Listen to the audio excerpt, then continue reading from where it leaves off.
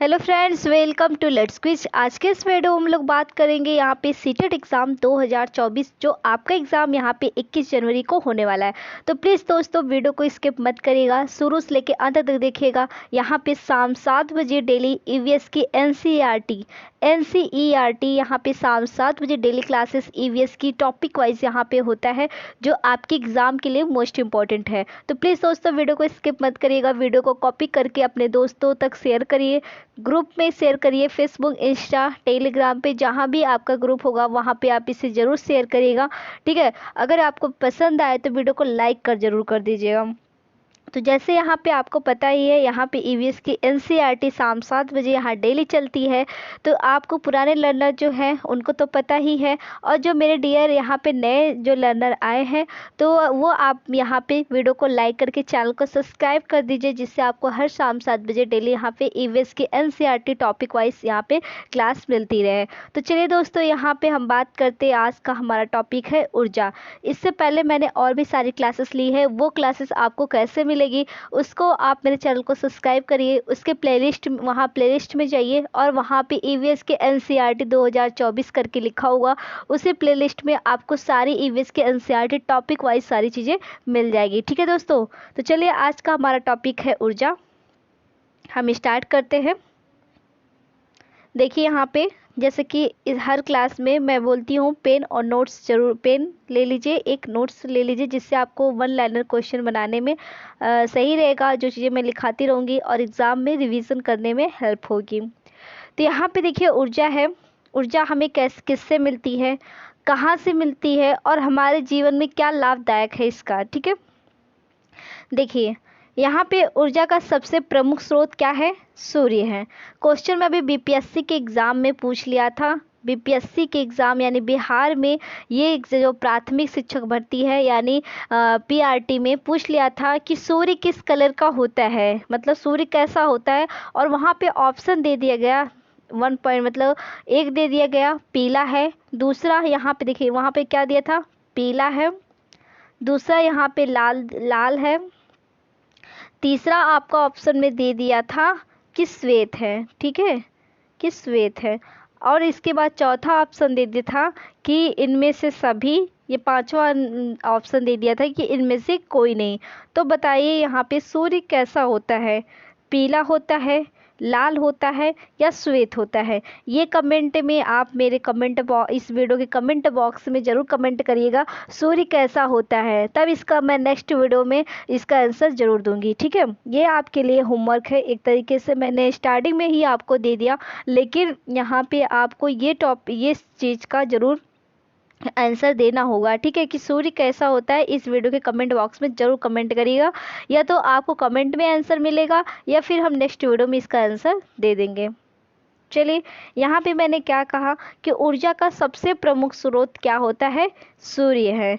पौधे सूर्य की ऊर्जा को प्रकाश संश्लेषण कहते हैं। मैंने देखिए प्रकाश संश्लेषण के टॉपिक पे एक अच्छी सी वीडियो बना के रखी है, जो कि आपको यहाँ पे ईवीएस के एनसीईआरटी में जाके जो 2024 करके बना हुआ है उस प्लेलिस्ट में आपको वहाँ पे प्रकाश संश्लेषण की चीज़ें बढ़िया टॉपिक वाइज सारी चीज़ें एकदम विस्तार से एक्सप्लेन करके चीज़ें बता दी गई हैं। तो यहाँ पे देखिए पौधे हैं जो सूर्य की ऊर्जा को प्रकाश संश्लेषण के लिए इस्तेमाल करते हैं और इसलिए उन्हें उत्पादक भी कहते हैं। तो यहाँ पे देखिए जो उत्पादक होता है वो खुद का उस खुद पे ही डिपेंड रहते हैं। वो खुद से सूर्य से रोशनी मतलब सूर्य से अपना खाना बनाते हैं। ठीक है, इस तरीके से होता है। लेकिन इसके बाद यहाँ पे देखिए, तो यहाँ इसलिए इसे क्या कहते हैं, उत्पादक कहा जाता है। शाकाहारी पौधों को खाते हैं वे उपभोक्ता कहलाते हैं। मतलब यहाँ पे देखिए चीज़ें 3 प्रकार का, जैसे उत्पादक, उपभोक्ता, और इसके बाद यहाँ पे देखिए ये चीज़ अपघटक, 3 प्रकार की चीज़ें आपको देखने को मिलती है। तो यहाँ पे देखिए बात आती है कि शाकाहारी पौधों को खाते हैं वे उपभोक्ता कहलाते हैं, मांसाहारी शाकाहारियों को भोजन बनाते हैं। इस प्रकार से ऊर्जा का स्थानांतरण एक प्राणी से दूसरे प्राणी तक होता है। तो यहाँ पे चीज़ें क्या कही है आप इसे नोट करिए कि यहाँ पे देखिए बोला है कि जो सूर्य होता है, जो ऊर्जा वो मिलती है वो सूर्य से मिलती है, ठीक है। तो जो शाकाहारी पौधों को खाते हैं वे उपभोक्ता कहलाते हैं। मांसाहारी शाकाहारियों को भोजन बनाते, इस प्रकार से ऊर्जा का स्थानांतरण एक प्राणी से दूसरे तक होता है। तो कुछ ऊर्जा ऊष्मा के रूप में विलीन हो जाती है। तो यानी आपको जरूरी नहीं कि जितना खाएं उससे उतना 10% आपको यहाँ पे ऊर्जा देखने को मिलती है। कितना यहाँ पे 10% आपको यहाँ पे ऊर्जा देखने को मिलती है। एक यहाँ से उत्पादक से उपभोक्ता पहुँचने में, उपभोक्ता से आपको अपघटक तक पहुँचने में यहाँ पे 10% यहाँ पे आपको देखने को ऊर्जा देखने को मिलती है। तो आपको यहाँ पे 10% के जो यहाँ पे दिया है सिद्धांत, ये किसने दिया होगा, ये आपके माइंड में चल रहा होगा। तो ये दिया था लिंडमैन ने। किसने दिया था? लिंडमैन ने। 10% ऊर्जा का यहाँ पे जो सिद्धांत होता है उन्होंने किसने दिया था? तो लिंडमैन ने। आप इसे नोट कर लीजिए कि 10% का जो सिद्धांत होता है वो किसने दिया था ऊर्जा के स्थानांतरण में? तो ये यहाँ पे लिंडमैन ने दिया था। तो ये रही बात। यहाँ पे उन्होंने ये भी कहा कि कुछ ऊर्जा ही ऊष्मा के रूप में विलीन हो जाती है। मतलब आपको सारी ऊर्जा नहीं मिलती है, कुछ ही ऊर्जा आप यहाँ पे विलीन हो जाती है, कुछ ऊर्जा आपको यहाँ पे मिलती है। अब बात आती है यहाँ पे ऊर्जा के परंपरागत स्रोत। प्लीज़ वीडियो अगर आपको पसंद आ रही है तो प्लीज़ वीडियो को लाइक कर दीजिए। आपका लाइक हमारे लिए मोटिवेशन का काम होता है। जितनी लाइकें हमें मिलती हैं हम सोचते हैं उससे भी अच्छी, इससे भी अच्छी वीडियो बना के आपके लिए लेके आओ, जो आपके एग्ज़ाम के लिए मोस्ट, क्योंकि हम भी यहाँ पे मेहनत करते हैं, चीज़ें लाते हैं, ढूंढ के लाते हैं, सब चीज़ वीडियो बनाते हैं, तो एक लाइक तो बनता ही है। तो यहाँ पे देखिए ऊर्जा के परंपरागत स्रोत। तो ऊर्जा के परंपरागत स्रोत, अब हेडिंग डालिए कि ऊर्जा के परंपरागत। अभी तो हम बात कर रहे थे ऊर्जा, कि ऊर्जा हमें कहाँ से मिलती है और कैसे ऊर्जा एक दूसरे के प्राणी में ट्रांसफ़र होती है।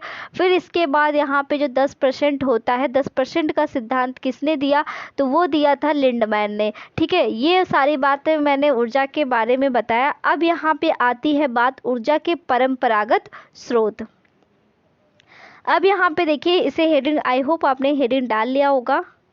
अब यहाँ पे देखिए ऊर्जा के परंपरागत स्रोत जीवाश्मी ईंधन है। जीवाश्मी ईंधन के निर्माण में कई वर्ष लग जाते हैं। जैसे कि अभी आपको यहाँ पे बता दिया जाता है कि कई सालों तक ऊर्जा जो होती है, कई साल तक जो जीवाश्म होता है, कई साल तक जो खनिज पदार्थ होते हैं दबे हुए होते हैं, वो कई वर्षों तक दबे होते हैं। जब उसमें से वहाँ पे चीज़ें हटाई जाती हैं तो उसमें एक प्रकार की ऊर्जा उत्पन्न होती है। तो यहाँ पे यही चीज़ें लिखी हुई है कि यहाँ पे ऊर्जा के परंपरागत स्रोत जो होते हैं वो जीवाश्मी ईंधन होते हैं, ठीक है। पेट्रोल आपको कैसे बनता है? कई वर्षों तक चीज़ें दबी होने के कारण हुई, वहाँ पे जो पेट्रोल या तेल या खनिज चीज़ें मिलती है वो कई वर्षों तक दबे रहते हैं, तो वहाँ का आकार इस तरीके से हो जाता है।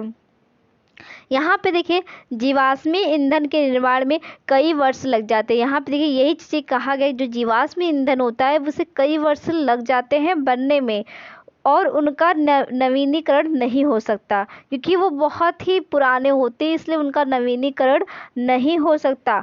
इसके बाद यहाँ पे देखिए जीवाश्म उन जीवों के, यहाँ पे देखिए जीवाश्म उन जीवों के अवशेष हैं जो कि बहुत वर्ष पहले जीते थे, और जीवाश्म ईंधन वे हैं जो पौधे हैं जो पृथ्वी के नीचे दब गए थे और जो पत्थरों के रूप में परिवर्तित हो गए हैं। जैसे कि मैंने आपको वही चीज़ें, सेम चीज़ें बताया कि कई वर्षों तक चीज़ें दब जाने के कारण वहाँ का आकार दूसरे आकार में परिवर्तित हो जाता है। यही तो मैंने आपको यहाँ पे बताया। वही चीज़ें यहाँ पे सेम आपकी NCERT में लिखी हुई है। उन्होंने कहा कि जो चीज़ें, जो जीवाश्म ईंधन होते हैं वो कुछ अवशेष जो कि बहुत वर्ष तक यहाँ पे पहले जीते थे। मतलब जैसे कि अभी हम लोग पहले जैसे कि आदि मानव है, जैसे ठीक है, आदि मानव पहले लोग रहते थे तो उनका जो हथियार होता था, उन वो कैसे जीते थे, वो कैसे खाते थे, वो कैसे पीते थे, कैसे सोते थे, क्या शिकार करते थे, ये सब कुछ हमें कैसे पता चला? वो चीज़ें इनकी जो दबी खुदाई से हुआ, इनकी जो चीज़ें दबी हुई रहती थी, उससे लैब में ले जाके पता चला कि कितने वर्ष तक है और ये किस यहाँ पे सभ्यता से ये है। सारी चीज़ें हम यहाँ पे इस तरीके से यहाँ पे प्रमाणित की गई है, ठीक है। तो ऐसे ही होता है कि कोई चीज़ें बहुत सालों तक चीज़ें दब जाने के बाद जब चीज़ें वहाँ पे खुदाई होती है तो वहाँ पे जो चीज़ें मिलती हैं उसी को ही हम बोलते हैं जीवाश्म ईंधन। क्योंकि वो चीज़ें क्या होती है, कुछ पत्थरों के बीच में रूप में परिवर्तित हो जाती हैं, कुछ कोयला, कुछ हीरा, या फिर कुछ यहाँ पे आपको देखने को मिलता है तेल ओल जैसा होता है ना, जैसे कि पेट्रोल डीजल, इस तरीके से, डीजल तो नहीं, पेट्रोल पेट्रोल हो गया, या फिर यहाँ पे कोई चीज़ें पदार्थ जो नीचे होती है तरल पदार्थ, वो सब आप देखने को मिलता है। ये सब आपके जीवाश्म ईंधन के स्रोत हैं। तो ये रही आपके यहाँ पे ऊर्जा के परंपरागत स्रोत।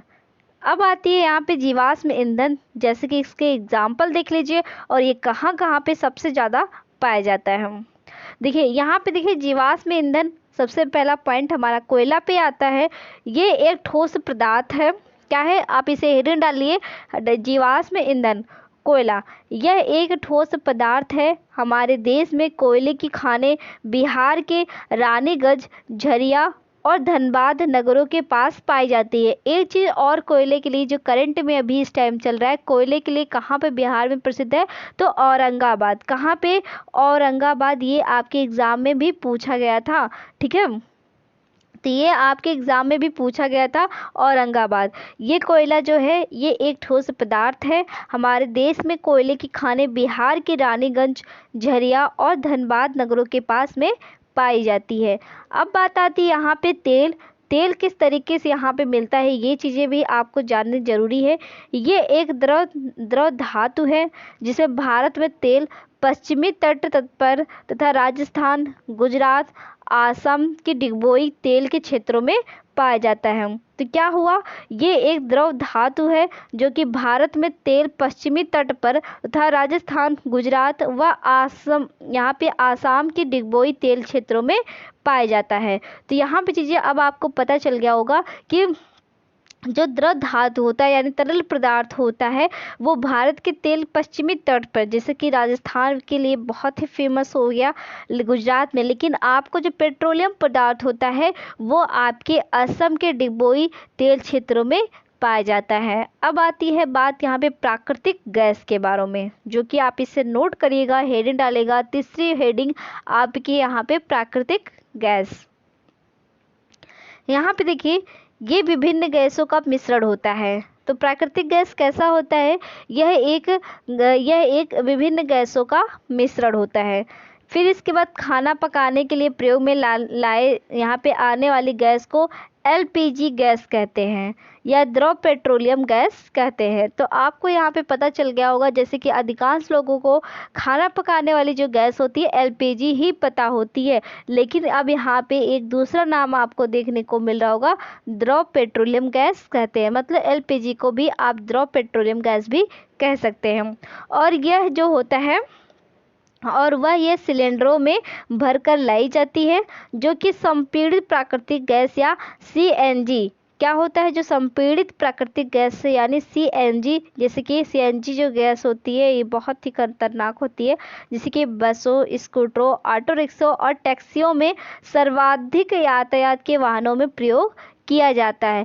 एलपीजी जो गैस होती है यानी द्रव पेट्रोलियम जो गैस होता है, ये आपकी खाने पकाने के लिए यूज किया जाता है। लेकिन जो संपीड़ित प्राकृतिक गैस होता है यानी सीएनजी, जो कि आपका यहाँ पे सीएनजी जो गैस होती है वो आपका यहाँ पे पेट्रोलियम बसों, स्कूटरों और ऑटो रिक्शों और टैक्सियों में आपको देखने को मिलता है, जो कि यहाँ पे लोग यात्रा करने के लिए प्रयोग में लाया जाता है। अब बात आती है यहाँ पे ऊर्जा के परंपरागत स्रोत यानी गैर, अभी तक हम ऊर्जा के परंपरागत स्रोत समझ रहे थे, अब यहाँ पे हेडिंग डाल लीजिए ऊर्जा के गैर परंपरागत स्रोत। ठीक है, अभी तो हम यहाँ पे ऊर्जा के परंपरागत स्रोत पढ़ रहे थे, जिसमें आपने देखा जीवाश्म ईंधन, इसके बाद जीवाश्म ईंधन में यहाँ पे देखिए आपने कोयला देखा, तेल देखा, प्राकृतिक गैस देखा। अब आती है यहाँ पे ऊर्जा के गैर परंपरागत स्रोत। ठीक है, यहाँ पे देखिए ये नवीनीकृत संसाधन है और ये कभी समाप्त नहीं होने वाले हैं। आई होप आपको चीज़ें समझ में आ रहा होगा कि यहाँ पे मैं क्या बोल रही हूँ। यहाँ पे मैंने ये बोला कि ये नवीनीकृत संसाधन है। क्या है ये? यानी वहाँ पे चीज़ें लिखी हुई थी, ये नवीनीकृत संसाधन नहीं होता है, इसका नवीनीकरण नहीं किया जा सकता है। जो जीवाश्म ईंधन पहले से जो होते निकलते हैं ज़मीन से, उसका नवीनीकरण नहीं किया जाता। लेकिन यहाँ पे जो चीज़ें हैं, गैर परंपरागत जो स्रोत होता है ऊर्जा का, उसका नवीनीकरण किया जा सकता है। ठीक है, अब बात आती है यहाँ पे सौर ऊर्जा। देखिए ये गैर परंपरागत के अंतर्गत आती है सौर ऊर्जा। तो यहाँ पे देखिए सौर ऊर्जा, फिर इसके बाद यहाँ पे सौर ऊर्जा या सूर्य से प्राप्त होने वाली सौर ऊर्जा सबसे अधिक महत्वपूर्ण है। यह प्रकृति में व्यापक रूप से पाई जाती है और यह प्रदूषण रहित होती है। यानी यहाँ पे सौर ऊर्जा जो होती है, ये सौर ऊर्जा सूर्य से प्राप्त होने वाली सबसे अधिक महत्वपूर्ण है। यह प्रकृति में व्यापक रूप से पाई जाती है और यह प्रदूषण रहित होती है। ठीक है, तो सौर ऊर्जा के बारे में बात हो गई। अब बात आती है यहाँ पे वायु ऊर्जा के बारे में, यानी विंड एनर्जी। वायु ऊर्जा का पारंपरिक रूप से घरेलू कार्यों के लिए और खेतों की सिंचाई के लिए, पानी उठाने के लिए काम हुआ है। वायु की गतिज ऊर्जा विद्युत यहाँ पे ऊर्जा में परिवर्तित होकर प्रयोग में लाई जाती है। ठीक है दोस्तों, अब आपको चीज़ें समझ में आ रहा होगा कि मैं यहाँ पे क्या चीज़ें बोल रही हूँ। यहाँ पे देखिए जो विंड एनर्जी होती है वो आपके परंपरागत रूप से यानी घरेलू कार्यों के लिए, खेतों में सिंचाई के लिए, ये सब में आपका यहाँ पे वायु एनर्जी यानी वायु ऊर्जा का प्रयोग किया जाता है। अब यहाँ पे बात आती है जल विद्युत ऊर्जा। प्लीज़ दोस्तों वीडियो अगर पसंद आ रही हो तो प्लीज़ वीडियो को लाइक कर दीजिए। चैनल पे नए आया है तो चैनल को जरूर सब्सक्राइब कर दीजिएगा। ठीक है, और अपने दोस्तों तक जरूर शेयर करेगा। और लाइक तो आपके लिए, अगर आप चैनल सब्सक्राइब करें या ना करें, इस मतलब इफ़ यू डोंट माइंड, जैसे कि मैं आपको ऐसा नहीं कर रही हूँ कि आप चैनल को सब्सक्राइब ही करिए, बट यहाँ पे अगर वीडियो पसंद आ रही हो तो प्लीज़ वीडियो को लाइक जरूर कर दीजिएगा। यहाँ पे देखिए जल विद्युत ऊर्जा, जो गिरते हुए या बहते हुए जल की गतिज ऊर्जा से जो विद्युत उत्पन्न की जाती है उसे जल विद्युत कहते हैं। यानी यहाँ पे क्या चीज़ें हैं, फिर से आप इसको यहाँ पे रिपीट करती हूँ। यहाँ पे लिखा है जल विद्युत ऊर्जा के बारे में, गिरते हुए या बहते हुए जो जल की जो गतिज ऊर्जा होती है, यानी जो यहाँ पे झरना या फिर नदियाँ, पहाड़ों से जो पानी यहाँ पे बहते हुए यानी गिरती हैं, उसी गतिज ऊर्जा से जो विद्युत ऊर्जा उत्पन्न होती है उसी को ही जल विद्युत ऊर्जा उसी को ही जल विद्युत कहते हैं हम। अब बात आती है यहाँ पे चीज़ें देखिए, ज्वारीय ऊर्जा, ये सब देखिए गैर परंपरागत ऊर्जा के स्रोत है।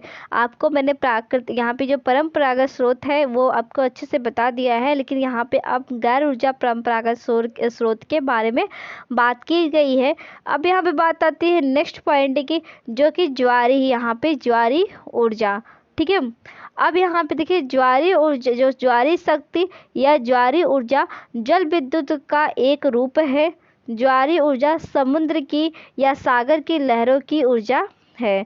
समुद्र में आने वाले ज्वार भाटा की ऊर्जा को उपयुक्त यहाँ पे देखिए टरबाइन लगाकर विद्युत शक्ति में बदल जाता है। तो यहाँ पे ज्वारीय ऊर्जा के बारे में ये आपने देखा कि जो ज्वारीय शक्ति होती है यानी ज्वारीय ऊर्जा होता है, उसे विद्युत का एक रूप है। ठीक है, यहाँ पे जो ऊर्जा होती है वो समुद्र या सागर की लहरों की ऊर्जा होती है। ठीक है, और इसके बाद जो समुद्र में जो आने वाले ज्वार भाटा की जो ऊर्जा उत्पन्न यानी टरबाइन लगाकर विद्युत शक्ति में बदल दिया जाता है। अब आती है यहाँ पे भूतापीय ऊर्जा। देखिए बहुत सारे ऊर्जा के बारे में यहाँ पे बताया गया है, तो प्लीज़ वीडियो को लाइक तो एक बनता है। भूतापीय ऊर्जा वह ऊर्जा जिसे पृथ्वी में संग्रहित ताप से निकाला जाता है उसी को भूतापीय ऊर्जा कहते हैं। मतलब पृथ्वी से जो संग्रहित ताप होता है उसको निकाला जाता है, उसी ऊर्जा को हम भूतापीय ऊर्जा कहते हैं। अब आती है यहाँ पे बायोमास। देखिए सबसे अच्छा होता है, इसे आप इसको नोट करिएगा, ये आपके एग्जाम में पूछा भी जाता है। बायोमास से प्राप्त ऊर्जा। बायोमास वह पादप सामग्री है जिसका प्रकाश संश्लेषण के परिणाम स्वरूप में निर्माण हुआ है। बायोमास ऊर्जा के स्रोत है, इन्हें सीधे जलाकर इस्तेमाल किया जा सकता है या इनको विभिन्न प्रकार के जैव ईंधन में परिवर्तित करने के बाद इस्तेमाल किया जा सकता है। या उदाहरण गन्ने की खोई, धान की भूसी, अनुपयोगी लकड़ी आदि। मतलब आपको एग्जाम्पल दिया, जो बायोगैस होता है वो गन्ने की खोई यानी जो गन्ने की जो उसमें से रस निकल जाए, इसके बाद जो लकड़ियाँ बचती हैं यानी सूखी चीज़ें, उन्हीं को यहाँ पे गन्ने की खोई बोलते हैं। धान की भूसी यानी उसमें से चावल निकल जाए, फिर ऊपर का जो छिलका होता है उसी को भूसी कहते हैं। अनुपयोगी लकड़ी आदि, इन सभी से क्या बनता है, यहाँ पे देखिए यहाँ पे बनता है बायोमास से प्राप्त ऊर्जा। तो आई होप आपको चीज़ें समझ में आ गया होगा कि बायोमास जो होता है वो पादप सामग्री है जिसका प्रकाश संश्लेषण के परिणाम स्वरूप निर्माण होता है। ये बायोमास ऊर्जा के स्रोत है, इन्हें सीधे जलाकर इस्तेमाल किया जा सकता है। इनको विभिन्न प्रकार के जैव ईंधन के रूप में परिवर्तित करने के बाद इस्तेमाल किया जाता है। ठीक है, अब आपको ये चीज़ें समझ में आ गया होगा कि बायोमास जो गैस होता है, मतलब प्राप्त जो ऊर्जा होती है, वो हम इससे खाना वाना चीज़ें यानी चीज़ें बना सकते हैं। अब बात आती है यहाँ पे चीज़ें, देखिए पर्यावरण से जो यहाँ पे पर्यावरण से संबंधित अति महत्वपूर्ण संगठन। आपको ये चीज़ें भी जाननी है कि जो पर्यावरण से संबंधित है वो कहाँ का, इनका ये कब स्टार्ट हुआ था, कौन से सन में जो संगठन है यानी ऑर्गेनाइजेशन जो है वो कब स्टार्ट हुआ था, इसका मुख्यालय कहाँ पे है, ये सब कुछ आपके एग्जाम में पूछा जाता है ईवीएस के एनसीईआरटी में। तो इसे आप इग्नोर बिल्कुल मत कीजिएगा। चीज़ें आपको देखिए यहाँ पे टॉपिक वाइज चीज़ें कराई जा रही है, तो प्लीज़ वीडियो को लाइक जरूर बनता है, लाइक जरूर कर दीजिए। यहाँ पे देखिए यहाँ पे IUCN। अब ये देखिए ये कहाँ पे है, IUCN का इसका मुख्यालय स्विट्जरलैंड में है। तो यहाँ भी से आप नोट करिएगा, IUCN स्विट्जरलैंड में है। पौधे एवं पशुओं को विलुप्त होने से रोकना एवं प्राकृतिक क्षेत्रों को बचाना ही यहाँ पे देखिए IUCN का मुख्य कार्य है। यानी जो IUCN है इसका जो मुख्यालय है वो आपका यहाँ पे स्विट्जरलैंड में। ये रहा यहाँ पे IUCN के बारे में, जैसे कि आप पता चल गया होगा। अब यहाँ पे बात आती है WWF पे। तो ये किस लिए है, यहाँ पे वर्ल्ड वाइड फॉर यहाँ पे फंड फॉर नेचर। ये आपके एग्जाम में यहाँ पे WWF पे देखिए यूपी टेट के एग्जाम में ये बहुत ही पूछ जाता है कि इसका फुल फॉर्म। WWF का world wide fund for nature, ये आपके एग्जाम में बहुत ही पूछा गया था। ये चीज़ें आप इसे नोट करिएगा। यह पर्यावरण के संरक्षण, शोध एवं पुनर्स्थापन के लिए कार्य किया गया है। अब बात आती है यहाँ पे देखिए UNEP। ठीक है, UNEP। अब आती देखिए, आप दिख रहा होगा अच्छे से, एक मिनट, अब दिख रहा होगा। ठीक है, यहाँ पे देखिए UNEP, तो संयुक्त राष्ट्र पर्यावरण कार्यक्रम। इसको भी यहाँ पे एग्जाम में बहुत ही पूछा जाता है कि यहाँ पे यूनाइटेड नेशन इन्वायरमेंटल प्रोग्राम, ये इसका मुख्यालय देखिए यहाँ पे देखिए नैरोबी केन्या में है। विभिन्न पर्यावरणिक कार्यक्रमों और संगठनों के प्रबंधन के लिए अंतर्राष्ट्रीय रूपरेखाओं के निर्माण हेतु इसका गठन किया जाता है। यानी जो यहाँ पे संयुक्त राष्ट्र पर्यावरण कार्यक्रम है ये पर्यावरण के संबंधित है, और इसके बाद जो इसका मुख्यालय है तो नैरोबी की केन्या यहाँ पे है।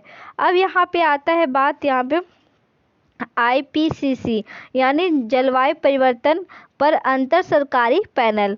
इसका कार्य मानवीय गतिविधियों से जलवायु परिवर्तन के खतरों का मूल्यांकन करना है। तो आपको यहाँ पे देखिए बात बहुत चीज़ें पर्यावरण से जो संबंधित अति महत्वपूर्ण ऑर्गेनाइजेशन है वो चीज़ें यहाँ पे बता दी गई है। अब बात आती है यहाँ पे देखिए एक और है जो कि इसे भी नोट करना बहुत ही इम्पोर्टेंट है। यहाँ पे देखिए अर्थ समिट, देखिए इसको भी हेडिंग डालिए। जो अर्थ समिट यानी यहाँ पे पृथ्वी जो सम्मेलन हुआ था वो कब हुआ था? 1992। 1992 में पृथ्वी सम्मेलन स्टार्ट हुआ था। तो इसके बारे में हम देखते हैं यहाँ पे जो पृथ्वी शिखर सम्मेलन का आयोजन स्टॉकहोम सम्मेलन की 20वीं वर्षगांठ मानने के लिए 1992 में ब्राज़ील के शहर रियो डी जेनेरियो में किया गया था, इसलिए इसे रियो सम्मेलन भी कहा जाता है। यानी पृथ्वी सम्मेलन 1992 है।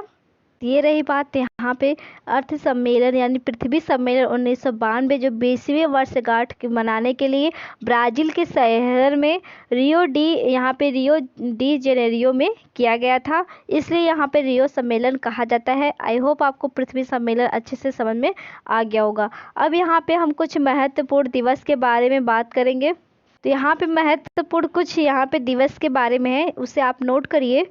जैसे कि यहाँ पे वन्य जीव संरक्षण दिवस है। वन्य जीव संरक्षण दिवस 3 मार्च को यहाँ पे मनाया जाता है। विश्व वानिकी दिवस 21 मार्च को, तो यानी वन्य जो जीव संरक्षण होते हैं वो 3 मार्च को मनाया जाता है, लेकिन विश्व वानिकी दिवस यहाँ पे 21 मार्च को मनाया जाता है। अंतर्राष्ट्रीय टाइगर दिवस 29 जुलाई को, विश्व जल दिवस 22 मार्च को, विश्व आर्द्र दिवस 2 फरवरी को, विश्व मौसम विज्ञान दिवस 23 मार्च को, पृथ्वी दिवस यानी 22 अप्रैल को मनाया जाता है। ये आपके एग्ज़ाम में यहाँ पे पीआरटी में भी पूछा गया था बीपीएससी के। विश्व प्रवासी पक्षी 14-15 मई को। इसके बाद अब यहाँ पे बात आती है जैव विविधता दिवस 22 मई, विश्व पर्यावरण दिवस 5 जून, विश्व पर्यावरण संरक्षण दिवस 26 नवंबर, ओजोन परत संरक्षण दिवस 16 सितंबर, विश्व प्रवासी पक्षी दिवस 8 मई, विश्व प्रकृति दिवस 3 अक्टूबर, विश्व पशु कल्याण दिवस 4 अक्टूबर, विश्व वन्य प्राणी सप्ताह अक्टूबर का पहला सप्ताह, विश्व वन्य प्राणी दिवस 6 अक्टूबर। यहाँ पे देखिए ये चीज़ें बहुत ही पूछी जाती है। विश्व खाद्य दिवस 16 अक्टूबर को। ये आपके कुछ महत्वपूर्ण दिवस हैं जो आपके एग्ज़ाम में सीटेट में भी पूछा जाता है, और इसके बाद यहाँ पे पूछ लिया जाता है यूपी टेट के एग्ज़ाम में। ये तो 100% बहुत ही पूछा जाता है। इतना अगर आप याद कर लिए तो जो भी दिवस से क्वेश्चन आ रहा है ये आपके इतने सारे दिवस में से ही फंस जाएगा। तो इसे आप स्क्रीनशॉट भी ले सकते हैं, ठीक है। इसके आप स्क्रीनशॉट ले लीजिए, फिर इसके बाद इसको भी ले लीजिए, जिससे आपको याद करने में अच्छे से आसानी से अच्छे से याद हो जाए, ठीक है। फिर एक बार आपको यहाँ पे रिवीजन करा देते हैं, जिससे क्या है चीज़ें फिर से भूलेगा नहीं। यहाँ पे देखिए विश्व संरक्षण दिवस 3 मार्च को, विश्व वानिकी दिवस 21 मार्च, अंतर्राष्ट्रीय टाइगर दिवस 29 जुलाई, विश्व जल दिवस 22 मार्च, विश्व आर्द्र दिवस यहाँ पे देखिए 2 फरवरी, विश्व मौसम विज्ञान दिवस 23 मार्च को, पृथ्वी दिवस 22 अप्रैल, विश्व प्रवासी पक्षी दिवस यानी 14-15 मई को।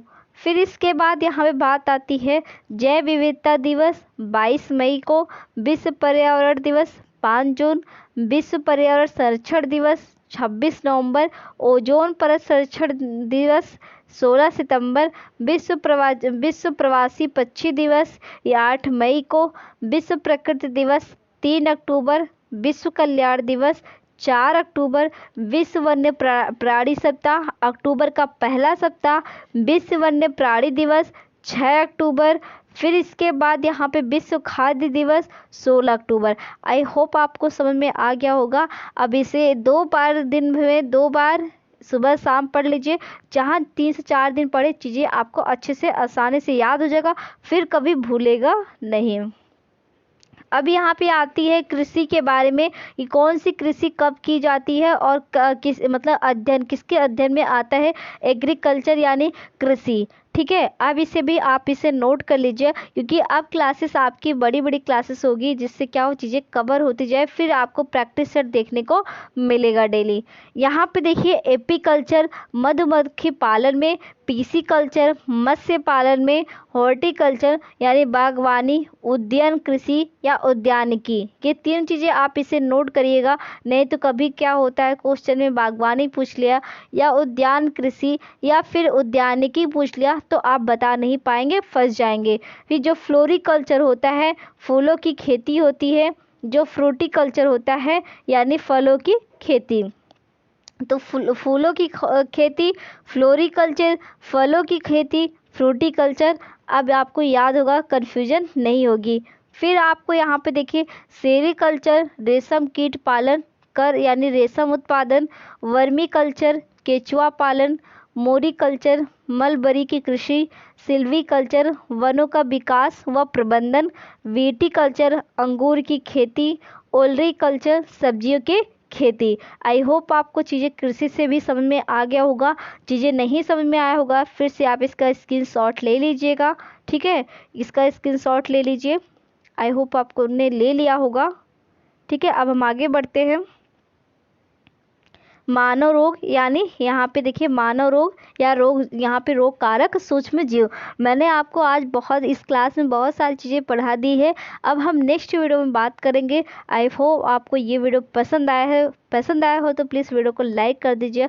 चैनल पर नए आए हैं चैनल को सब्सक्राइब करके बेल आइकन प्रेस कर दीजिए, जिससे आपको नेक्स्ट वीडियो का नोटिफिकेशन मिलता रहे। प्लीज़ दोस्तों वीडियो को जाते जाते लाइक ज़रूर कर दीजिएगा। मिलते हैं हम लोग नेक्स्ट वीडियो में। Thank you for watch video.